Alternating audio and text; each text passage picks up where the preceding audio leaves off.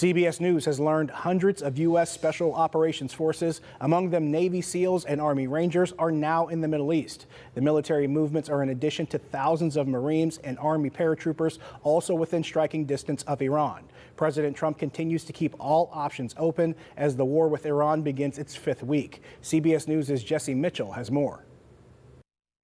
2,200 sailors and Marines have arrived in the Middle East aboard the USS Tripoli. The news comes amidst growing questions about whether the U.S. conflict with Iran will soon include boots on the ground. Look, the president has been asked about boots on the ground or alleged ground operations various times. He's obviously declined to rule them out. It's the Pentagon's job to provide maximum optionality to the president. It does not mean he's made a decision.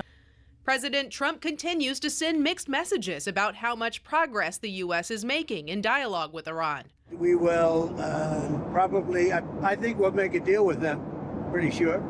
Whether it's possible, we won't.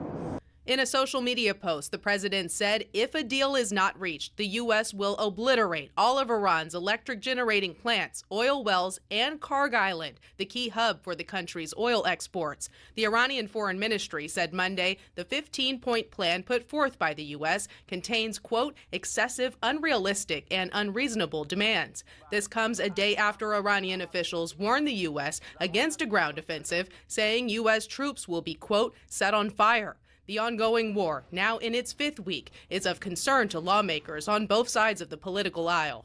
The last thing we want to do is put troops on the ground. It's something I do not support. And what you've seen is a president going to war without a rationale or without a plan, and thus leading to a war that's intensely unpopular, but is also having a devastating effect not only on our troops, but on the American economy.